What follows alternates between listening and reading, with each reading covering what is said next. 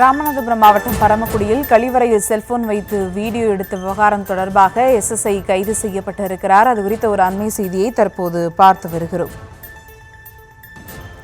பெண் காவலர் அளித்த புகாரின் அடிப்படையில் சிறப்பு காவல் உதவி ஆய்வாளர் முத்துப்பாண்டி தற்போது கைது செய்யப்பட்டிருக்கிறார். முதலமைச்சரின் பாதுகாப்புக்கு சென்ற பெண் காவலர்களை வீடியோ எடுத்ததாக புகாரானது தெரிவிக்கப்பட்டிருக்கிறது. பெண் காவலர்கள் கழிவறைக்கு சென்று திரும்பிய போது வீடியோ பதிவாகி இருந்ததை கண்டு அதிர்ச்சி அடைந்தனர். கழிவறையில் செல்போன் வைத்த வீடியோவை அடுத்து எஸ்எஸ்ஐ கைது செய்யப்பட்டிருக்கிறார். மேலும் விவரங்களோடு இணைகிறார் செய்தியாளர் பூபேஷ். வணக்கம் பூபேஷ், விவரங்கள். வணக்கம். ராமநாதபுரம் மாவட்டம் பரமக்குடியில நேற்றைய தினம் தியாகி இமானுவேல் சேகரனாருக்கு 3 கோடி ரூபாய் செலவில் கட்டப்பட்ட அந்த மணிமண்டப சிறப்பு விழா நடைபெற்றது.